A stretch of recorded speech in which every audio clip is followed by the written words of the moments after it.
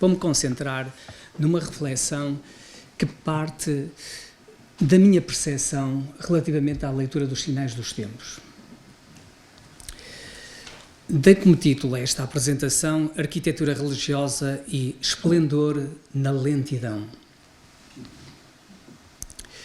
A beleza está no olhar de quem vê. É a simples epígrafe, que é de John Berger, como saberão, do livro Modos de Ver. Faço uma primeira introdução e depois tenho 3 notas, sendo que a última nota se abre depois numa declinação de algumas características ou dimensões que gostaria de sublinhar. Que relação cuidar entre a Igreja e a arquitetura? Que modos de edificar hoje a casa de Deus na cidade terrena? Modos de edificar? Sim, o plural ajudará a albergar as diferenças de casa para casa, naquele fogo de fogos entre o casario das cidades, das vilas, das aldeias, a cidade terrena. Aprecio a travessia de montanhas, que o arquiteto Bernardo falava na Praia da Nazaré, desfiladeiros e vales escuros, e caminhar sobre paredes elevadas, seguindo o silêncio lento e calmo das águas até às nascentes na floresta. Sirva o poder de sugestão destas imagens para dizer que, não obstante os apressos, evitarei submeter-me a esforços titânicos para subir à casa de videntes e lhes colocar as perguntas do início. Aquelas 2. Porquê? Porque eu não procuro aquilo que muitos hoje dão por perdido. E acrescento ainda, o meu alforje está vazio e eu não reúno, melhor dizendo, colações para uma permuta aceitável. Vamos então demandar oráculos? Não. Porém, podemos ouvir Deus que da sua casa diz: o céu é o meu trono e a terra o escabelo de meus pés. Que casa me edificareis vós? E que lugar seria o do meu descanso? A mão do Senhor precede as nossas mãos e o seu olhar constrói o lugar do seu descanso. Ele o diz: a minha mão fez todas as coisas e assim todas elas vieram a existir, diz o Senhor. Mas eis para quem olharei, para o humilde e o contrito de espírito, que treme da minha palavra. O universo, desenrolado de suas cortinas, é o seu santuário. Então, voltamos à pergunta: que escabelo dispor para os seus pés? No humilde, o seu olhar edificará o descanso. Na contrição de espírito, o Senhor assume-se como habitante. E sim, na atmosfera da recíproca e ampla hospitalidade. Convoquemos outra passagem bíblica para olhar como Deus olha. Recrutemo-la agora no Testamento Novo. Jesus varre impetuosamente o templo de Jerusalém, derruba as mesas dos cambistas, derramando por terra as moedas. Porquê? Porque transformaram a casa de oração em casa de negócios. Que disse Jesus aos judeus que o interpelaram com protesto? Derribai este santuário e em 3 dias o levantarei. De qual santuário lhes falava ele? Nem mais do santuário do seu corpo. Lembremos-nos disto, pois Jesus ressuscitou ao 3º dia, conforme as Escrituras. Este par de passagens bíblicas ilumina a mistagogia que neste momento procurarei entrelaçar a partir da minha percepção. Enraizo-a, esta percepção, no ensaio terebinto, tenda, templo, corpo, que desenvolvi na comunicação com que se encerrou o 6º Congresso Internacional de Arquitetura Religiosa Contemporânea, realizado no Porto em 2019, pela Escola Técnica Superior de Arquitetura da Universidade da Corunha, em parceria com a Faculdade de Arquitetura da Universidade do Porto. Desta vez, porém, não me detenho na contemplação dos 4 ícones bíblicos: terebinto, tenda, templo e corpo. Mas na realidade atual, em Portugal, embora verificável noutros países, nomeadamente europeus, desde uma leitura dos sinais dos tempos com implicações para a arquitetura religiosa. É esta a minha perspectiva. São 3 notas. E a economia deste tríptico merecia reflexão mais aprofundada, o que é impossível fazer na escassez de tempo. Partilho-a simplesmente sem esperar o conforto de uma anuência geral. A primeira, a edificação e a ruína luminosa. Agora e aqui, não fujamos do ódio, do hoje que vivenciamos. Evadirmos-nos dele continua a ser uma das tentações do diabo, digamos assim, em sintonia com a satírica obra intitulada Vorazmente Teu, da autoria de Clive Staples Lewis, publicada na edição que uso de 2009. Não queiramos ser seus sobrinhos aprendizes. Semelhante a um ícone escrito de fresco, o ódio fixa os olhos em nós. E sem se arrogar como inquiridor, pergunta-nos: como estais a ver a casa de Deus nas suas igrejas? Podemos responder como Jeremias: vemos ramos de amendoeira aí florescerem igrejas novas e renovadas. De facto, nas últimas décadas, Portugal vivenciou uma primavera de novas igrejas e capelas, muitas delas com reconhecidas qualidades, seja ao nível da arquitetura, seja quanto a dimensões eclesiológicas e litúrgicas. Sem esforço, cada um de nós, que aqui se encontra, elaboraria uma generosa lista de edificações em diferentes tipologias: igrejas, capelas, oratórios, batistérios, casas mortuárias e ossaios. Imagino que, coincidindo com alguns dos nomes dos arquitetos, nomeadamente com Álvaro Cisa Vieira, Carrilho da Graça, Luís Cunha, Nuno Portas, Nuno António Pereira, António André Cerejeira Fontes, Raul Chorão Ramalho, Paulo Providência, José Fernando e também aqui com o nosso amigo Bernardo. Entre tantos outros, porque às vezes evidenciar alguns nomes pode parecer que se depois nos esquecemos. Entre tantos outros. Essa primavera, vigorosa desde os anos do Merrar, parece não dar passagem ao esperado verão.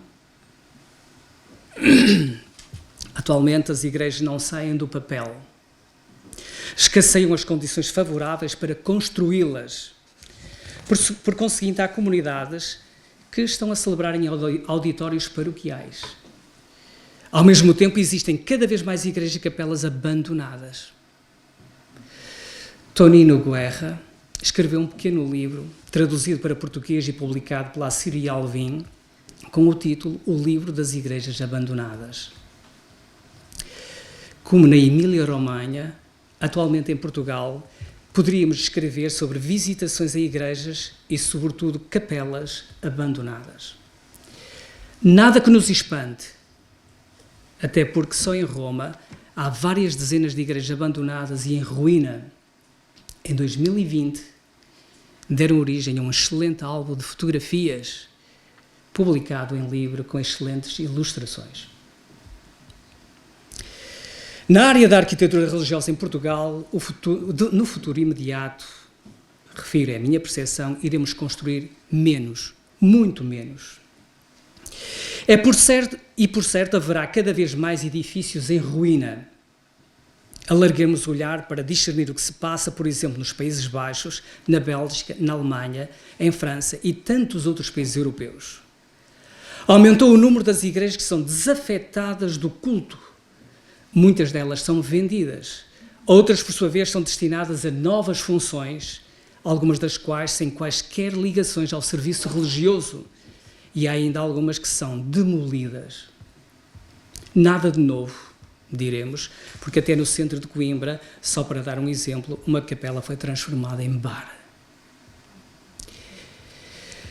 Possuímos abundante património religioso. É belo e rico. Porém, e esta é a minha percepção, dificilmente disporemos de recursos económicos para conservá-lo na íntegra. E diga-se para evitar pesos insuportáveis.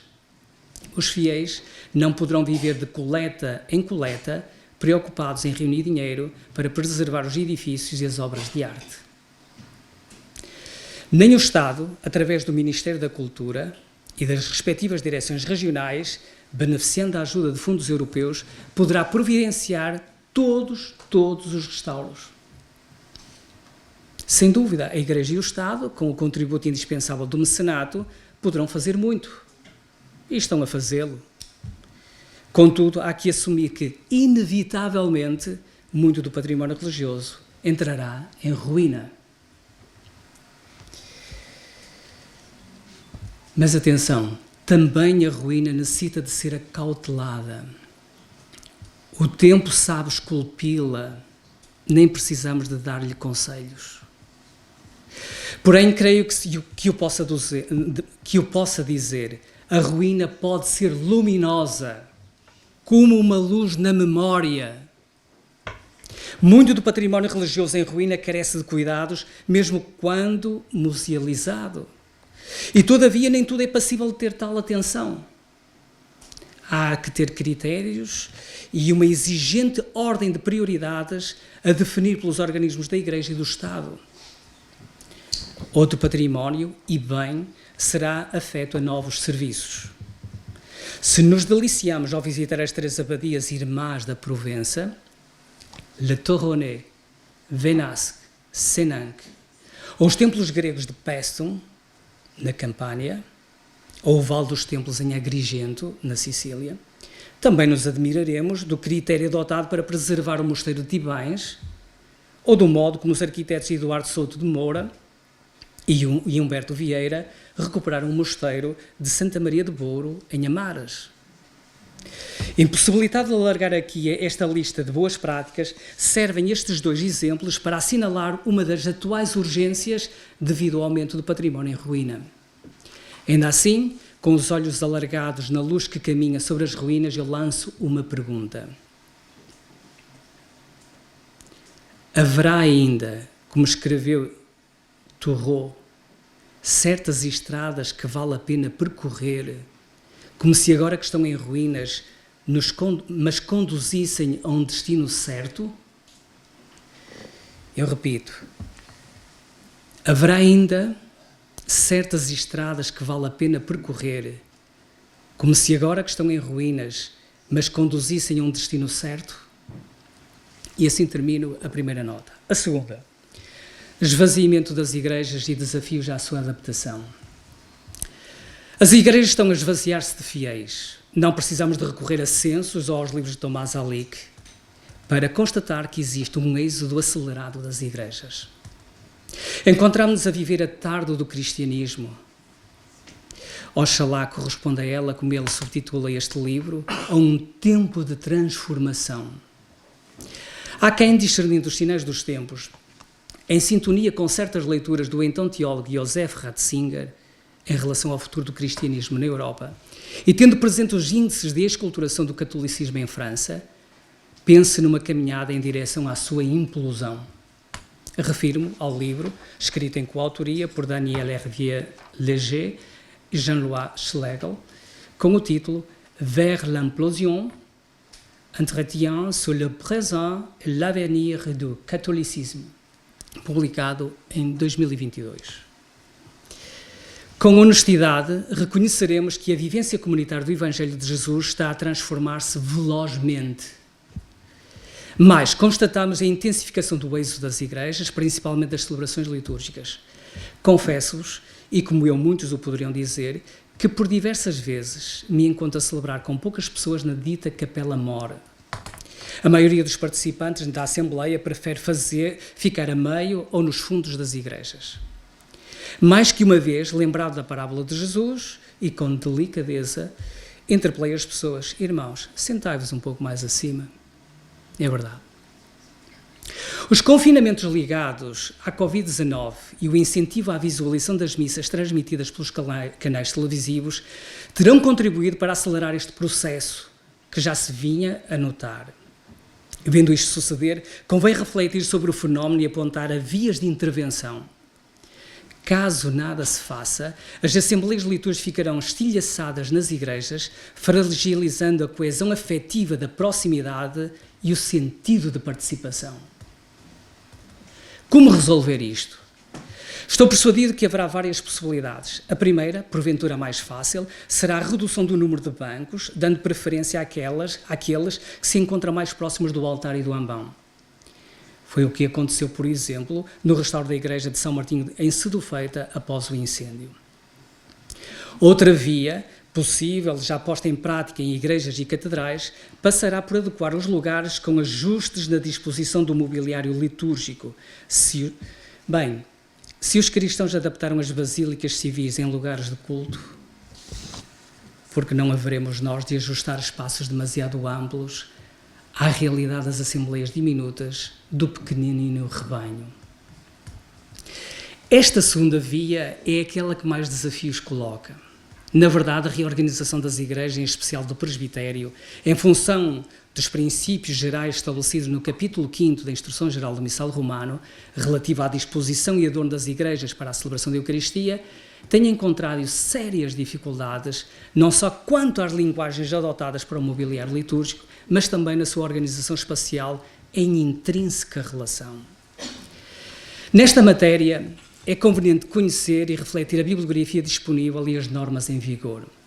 A Comissão Episcopal da Liturgia de Portugal providenciou várias obras, desde logo a nota pastoral à adaptação das igrejas segundo a reforma litúrgica, já na segunda edição, destinada ao conhecimento da Conferência Episcopal Portuguesa e das Comissões Diocesanas de Liturgia e Arte Sacra.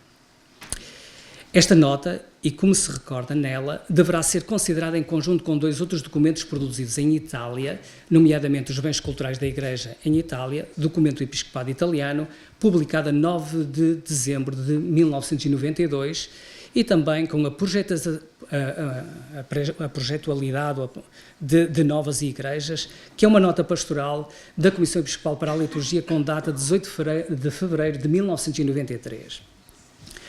Além destas orientações para a Igreja em Itália e que de si já constituem um corpo normativo orgânico, a Comissão Episcopal da Liturgia de Portugal publicou ainda as linhas orientadoras para a construção e reorganização de espaços litúrgicos, da Igreja Alemã, neste caso, com tradução elaborada por Vítor Coutinho.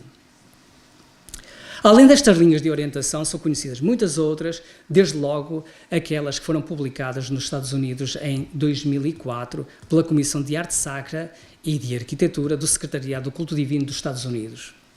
Por conseguinte, bibliografia e normas não faltam. Podem escassear os fiéis nas assembleias litúrgicas, como vemos suceder de dia para dia, mas documentos, não. Porém, os documentos, na sua justa importância, não são tudo. Tendo presente várias experiências na qualidade de colaborador em equipas de trabalho, posso partilhar convosco algo que, segundo a minha percepção, tem ajudado a alcançar alguns resultados, assim os estimo como positivos. Além de conhecer as normas e linhas de orientação, é fundamental constituir bem as equipas de trabalho, quanto possível de forma multidisciplinar e em articulação com as comissões diocesanas de Liturgia e Arte Sacra. Daí a importância em constituir bem, repito, estas comissões com pessoas competentes. Friso isto, não para as avaliar aqui sem mais, mas para reforçar a altíssima responsabilidade dos seus membros. Quer as equipas de trabalho, quer as comissões diocesanas, não podem ser formadas como grupos de amigos, nem incorporar pessoas em manifesto ou escondido conflito de interesses eclesiásticos, ideológicos, económicos, profissionais ou políticos. O trabalho será feito em regime de aberto diálogo crítico, com a apresentação dos fundamentos desde as diversas áreas. Nessa medida, tem-se mostrado decisivo abrir a reflexão pelo estudo da especificidade de cada lugar a intervencionar, na sua identidade única, conhecendo ao detalhe a sua história e as suas transformações em cada época. A par disso, é fundamental, entre outros aspectos, ter claros os objetivos para a nova intervenção. Em seguida, como costumo sugerir que se estudem pelo menos 10 intervenções, o número é indicativo. Podem ser mais. Nomeadamente em catedrais, igrejas e capelas, para analisar como em cada um desses lugares se constituir as respectivas comissões e se desenvolvermos trabalhos com a respectiva fundamentação teológica e litúrgica. Neste sentido, é comum estudar a reorganização de espaços litúrgicos, por exemplo, em certas catedrais italianas, em Alba, em Parma, Pisa, Pádua, em Belluno Feltri, entre outras, e francesas, incluindo o exigente processo de restauro da Catedral Notre-Dame, em Paris, após o recente incêndio, e por vezes também de igrejas e de capelas noutros países. O trabalho das comissões é fundamental. Todavia, interferências exógenas podem determinar mudanças abruptas em relação à reorganização litúrgica dos espaços, por melhor fundamentada que tenha sido. Considere-se, por exemplo, o que sucedeu na Catedral de Reggio Emília, apontado pelos monges da comunidade de Boze, onde se realizaram vários congressos internacionais sobre muitos temas da arquitetura e das artes ao serviço da liturgia, como uma das melhores intervenções em Itália. Mudam-se os bispos, mudam-se as disposições. Neste caso, a alteração deu aso a uma acesa discussão nos meios de comunicação social da região, com artigos de pessoas de renome e, inclusive, a publicação de um livro do bispo emérito, no qual fez a apresentação do processo de reorganização da catedral.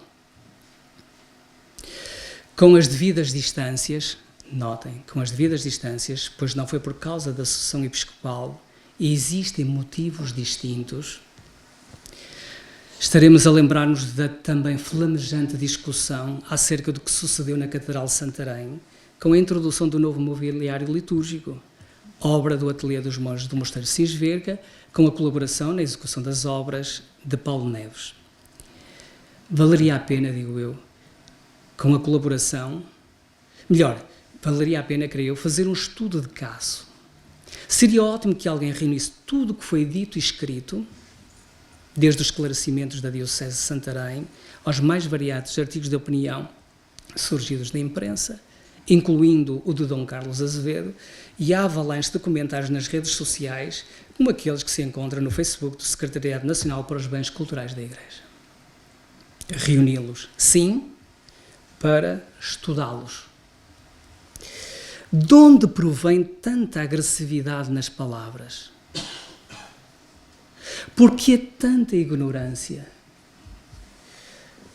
Por mais que haja opiniões diversas, que aliás dão testemunho da salutar diversidade, não seremos capazes de nos respeitar nas múltiplas sensibilidades em relação às artes no contexto da catolicidade da Igreja? Será possível atualmente obter o conforto da unanimidade nesta como noutras matérias?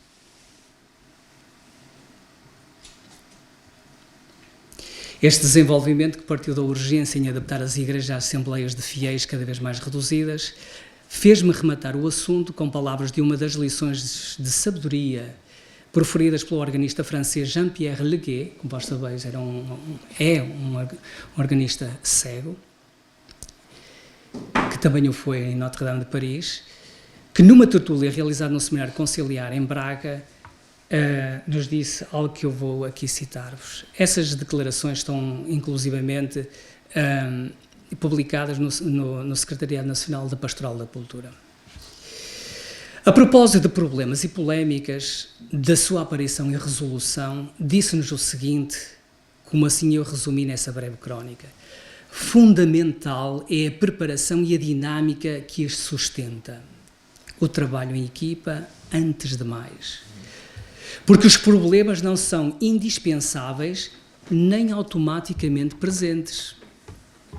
Nessa matéria, referiu os maravilhosos 23 anos de experiência na paróquia de Notre-Dame-des-Champs e como os desafios eram suplantados. Segundo testemunhou, para isso concorrem o respeito e a relação de amizade entre todos e o reconhecimento das competências de cada um. Para ele é indispensável saber o que cada um tem a fazer durante as celebrações, como os leitores. Isto dá muito trabalho, mas quando começam as interferências, a invasão de campos, tudo se perverte. Porque, como por diversas vezes insistiu, quando não se trabalha em equipa, começam os problemas de outra ordem. Ao contrário, em equipa há mais probabilidade de tudo correr bem, nada é desprezível. Isto é para aplicar mutatis mutandis. E bem, chegamos à última nota, em que eu intitulei Prumas para uma manhã de outono.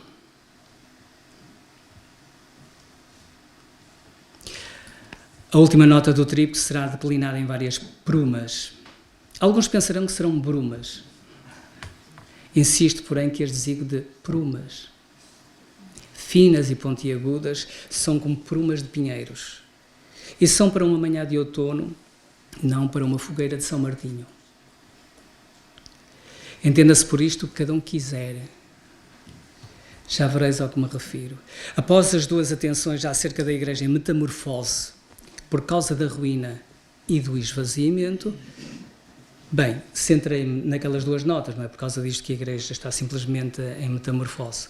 Aplicada a esta área, desenvolvidas nas duas notas precedentes, desejaria apontar de forma breve e incisiva outros desafios na área da arquitetura religiosa contemporânea.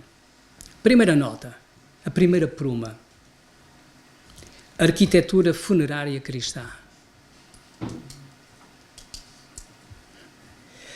As câmaras municipais têm providenciado a construção, com financiamento, de capelas mortuárias, columbários, ossários e também de outras estruturas cemiteriais e crematórios. É um serviço público e nisso devemos agradecer.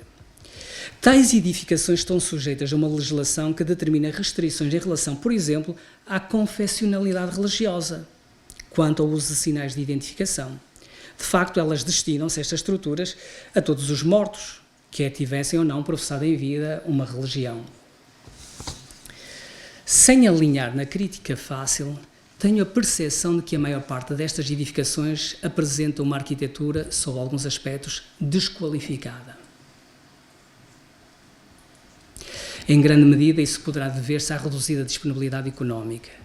Além disso, o recurso a modelos padronizados também não abona nada. Por que assinalo isto? Porque nós, cristãos, dispomos de uma grande tradição arquitetónica que valoriza as simbólicas associadas à fé na ressurreição dos mortos e certas dimensões do viver crente na confiança com que se encara este derradeiro momento, a morte.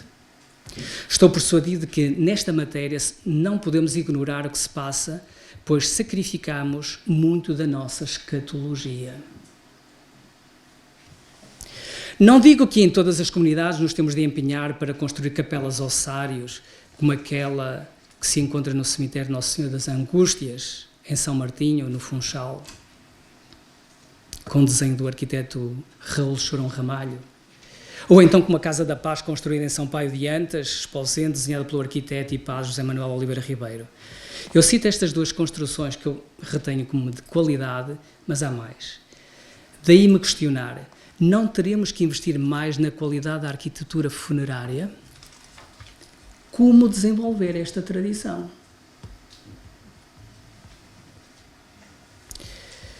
Segunda nota, segunda pruma, sentido pela comunidade. A segunda pruma refere-se aos cuidados a ter com a Assembleia Santa, promovendo o sentido pela comunidade. Em relação a esta dimensão, não falta bibliografia, até porque foi tema do 6º Congresso Litúrgico Internacional realizado no Mosteiro de Bose, de 5 a 7 de junho de 2008. Outras indicações podem colher-se em muitas obras e artigos, desde logo no livro Espaços de Igrejas e Imagens de Igreja, o significado do espaço litúrgico para uma comunidade viva, da autoria de Clemens Richter, com tradução de Vítor Coutinho para português. A este propósito, para ser mais testemunhal, partilho convosco o que sucedeu no domingo in Albis, do ano 2022, na Igreja São Félix e Santa Régula, em Zurique, na Suíça. Encontrando-me ali, no contexto de estudos sobre edifícios de arquitetura religiosa contemporânea, nomeadamente na Suíça, senti-me muito sensibilizado na missa da comunidade portuguesa. Estremeci também por celebrar numa das igrejas desenhadas pelo arquiteto suíço Fritz Metzger, que, como saberemos, exerceu grande influência nos primeiros anos do Merrar aqui em Portugal. E sentindo em ação litúrgica, que tantas vezes tinha sido apenas fruto de leituras, resolvi partilhar com a Assembleia Santa este aspecto na homilia, o sentido da comunidade. Transcrevo apenas o ponto 10 dessa homilia. A comunidade, sim, a comunidade, no seu testemunho credível, ajuda-nos a chegar à fé na ressurreição de Jesus. É neste sentido que gostaria de citar as palavras de um arquiteto, dizia-lhes eu, responsável pelo desenho desta igreja, onde nós nos encontrávamos, que por muitos motivos concebeu aqui uma autêntica parábola da qualidade de vida no corpo de Cristo. Sim, pela eclesiologia praticada na forma da construção. O arquiteto chamava-se, dizia-lhes eu, Fritz Metzger. A maior parte das pessoas não sabia, mas também não teria que saber, não é? Há umas décadas, a propósito das igrejas por ele desenhadas, escreveu o seguinte: devemos mudar o nosso modo de pensar, introduzindo o sentido da comunidade, o interesse pelos outros, o interesse pela igreja. Queremos participar nas celebrações com maior consistência e tornarmos sempre mais uma comunidade? É verdade. Isso dará à vida religiosa um tom persistente e profundamente comunitário. A velha época e a velha igreja significam muitas vezes separação e isolamento. A nova igreja e a nova época exigem empenho, partilha, comunidade. A nossa religião é a religião da comunidade. Para isto deverá apontar o mundo. Reparai o que diz depois. Quem vive da comunidade será salvo. Quem vive da comunidade será salvo. Quem a vive mal está perdido. São palavras de Fritz Metzger. Pronto, e não é preciso dizer mais nada. Uma outra nota, a arquitetura imprevista e quase esquecida. Arquitetura imprevista e quase esquecida. Além do património arquitetónico religioso em ruína, também há lugares sui generis que, metamorfoseados, se revelam em esplêndida arquitetura imprevista. Poderia nomear muitos deles.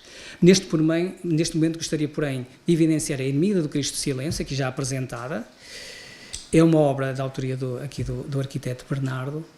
E quem é que esperaria que daquele lugar desvitalizado surgisse a oportunidade para uma ermida através de um processo de regeneração? Eles, então aqui podem-no dizer, não é? Encontra-se devidamente apresentada e, por isso, não isento-me de fornecer mais informações. Um pouco por toda a Europa vão surgindo obras semelhantes, muitas vezes suportadas por ruínas. Cito apenas uma para que possa abrir a imaginação em função de oportunidades que de vez em quando nos visitam. Refiro-me em concreto à Basílica de Siponto, na província da Puglia, em Itália. A antiga cidade foi abandonada após vários terremotos ocorridos no século XIII.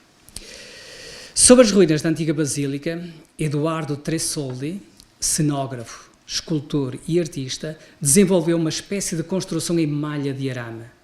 Esta intervenção já foi premiada com a medalha de ouro da arquitetura italiana, criada na Triennale de Milano,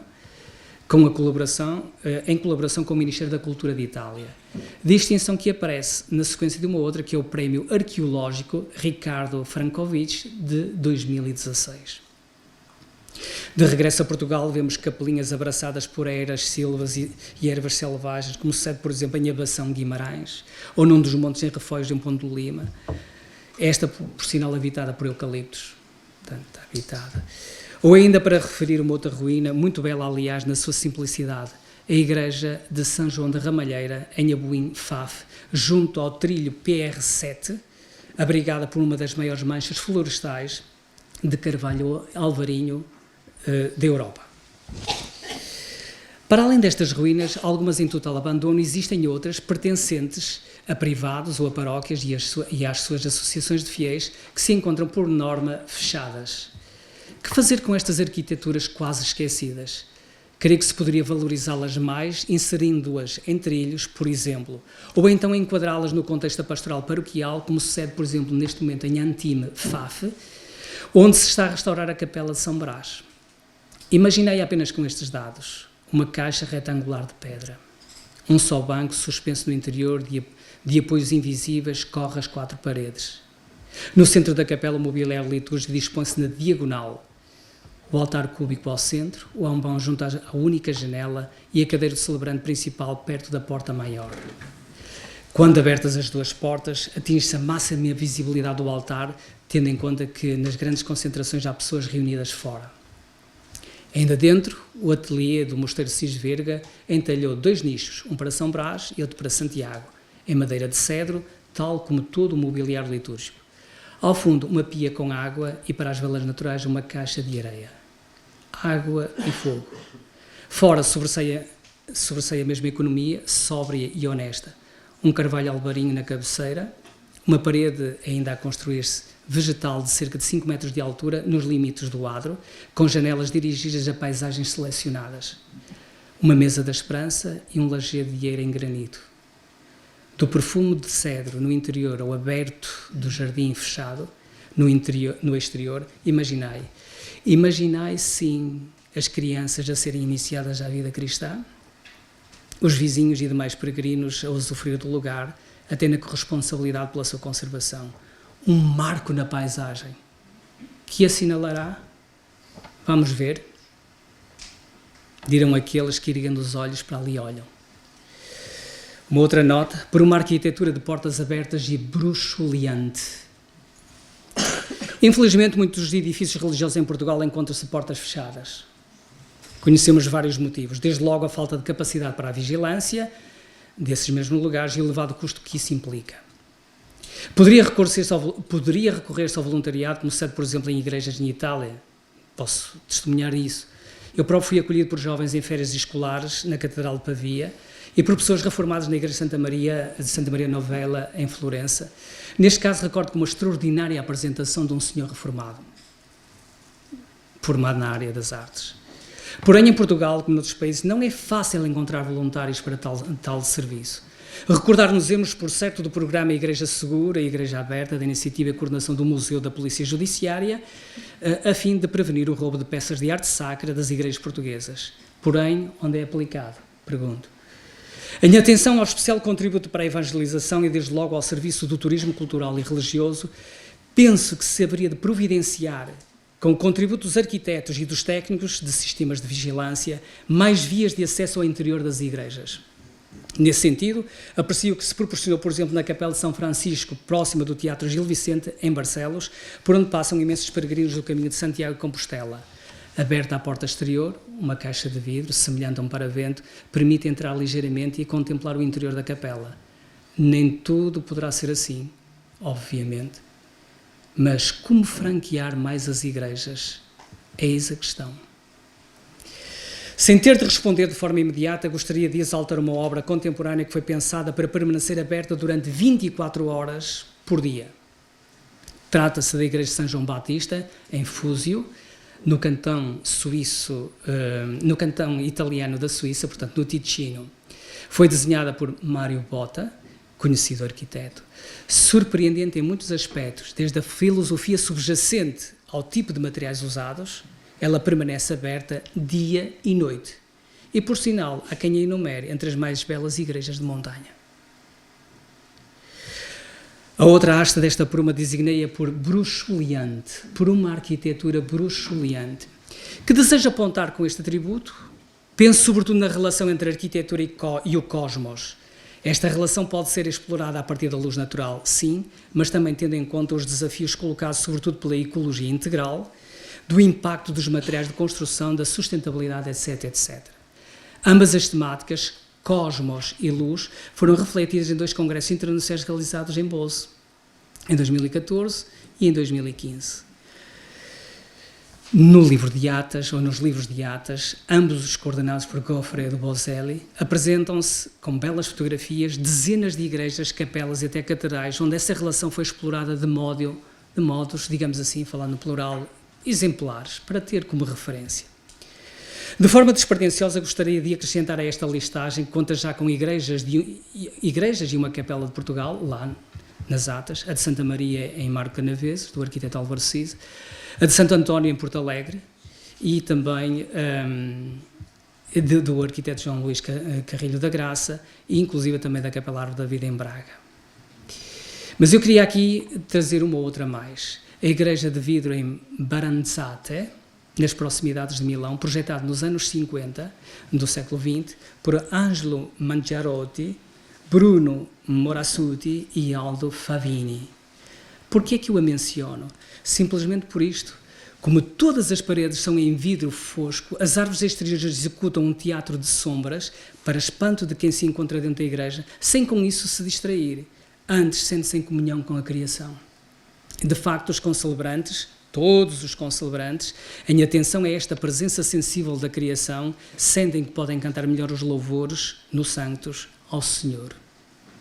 Sempre neste registro, como não mencionar a capela da Casa de Retiros, por exemplo, uma singela capela no Seminário do Bom Pastor em Hermesinde, onde na sua singeleza, à tarde, toda ela fica bruxuleante com as sombras do bosque que a rodeia. O mesmo se passa com os reflexos da luz da lagoa no tapete que se estende do adro interior, ao interior, na igreja, por exemplo, de São Francisco da Pampulha, em Belo Horizonte, no estado de Minas Gerais, desenhada, como sabemos, pelo arquiteto Oscar Niemeyer. Enfim, saliento, ainda pelo diálogo entre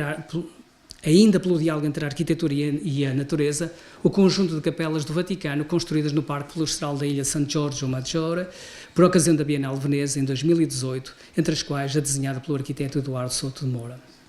Estas capelas e demais igrejas sugerem-nos que, mais do que multiplicar motivos da criação no programa iconográfico, seria importante, na arquitetura religiosa contemporânea, dar mais importância à relação entre o interior e o exterior dos edifícios através dos registros e da modulação em maior permeabilidade. A terceira nota, não tive tempo de a apresentar completamente, aponto só estes dados. É importante lutar por uma arquitetura mais idiosincrática. Uma arquitetura que valorize valores, ponha, digamos assim, em ação valores autóctonos, em atenção ao ethos do lugar e das pessoas. E nesta linha, como não recordar Fernando Távora, aqui e ligado à Escola do Porto, Tadao Ando, no Japão, ou Zundor, na Suíça, que proporciona as riquezas identitárias do povo e do lugar, mas pelo despojamento em relação às camadas estéticas. E ainda assim, noto aqui mais, nesta linha idiosincrática, ainda assim ter cuidado para não descaracterizar muitas das igrejas construídas ao tempo do Merrar, por, entretanto, outras perspectivas, outras visões de igreja. E também por uma arquitetura que seja mais heterotópica, capaz de nos fazer transportar, não apenas no interior, mas no contexto da própria liturgia. Conclusão.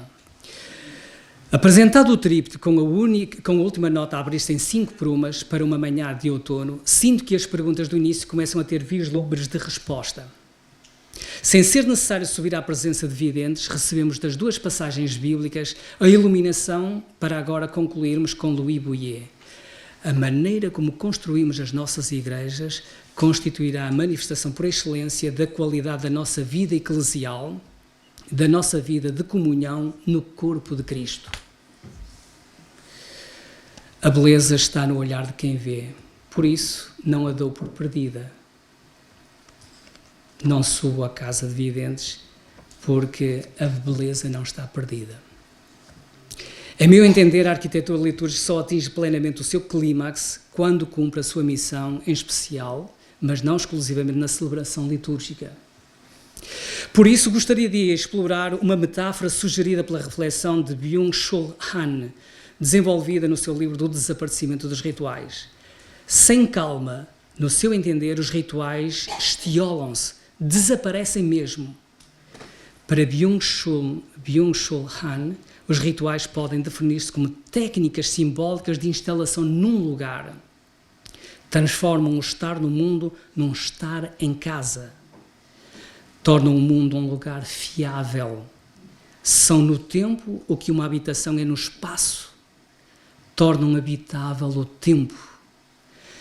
Mas tornam-no visível como uma casa é habitável. Ordenam-no, organizam-no. Porém, a compulsão e a rejeição da rotina destroem a ressonância dos rituais, o tempo sublime, a hospitalidade da casa. E nessa angústia produzem o horror do vazio nas pessoas e a desintegração da comunidade. E para a religião é essencial a calma contemplativa, como refere Byung-Chul Han. Qual será então a metáfora que este pensamento aqui sintetizado em demasia pode oferecer? É uma metáfora musical. Com honestidade, primeiro pensei nas composições de Arvo Pärt, pela claridade espiritual que delas ressoa, numa abordagem minimalista que permite o assombro e o silêncio contemplativo. Todavia, depois de influenciado pelo livro de Martim Sousa Tavares, Falar piano, tocar francês, é o título, pensei ser mais pertinente a metáfora musical que constitui a interpretação de Bolero, de Maurice Ravel, dirigida por Celibidache. Refiro-me em particular à gravação feita em 1971, num concerto realizado pela Orquestra Sinfónica da Rádio Nacional Dinamarquesa. Como apreciaria ver os celebrantes principais, sejam eles ministros ordenados ou leigos, homens ou mulheres, a conduzir as celebrações naquela lentidão que permite abrandar o ritmo da performance litúrgica, em paulatino, crescendo de intensidade.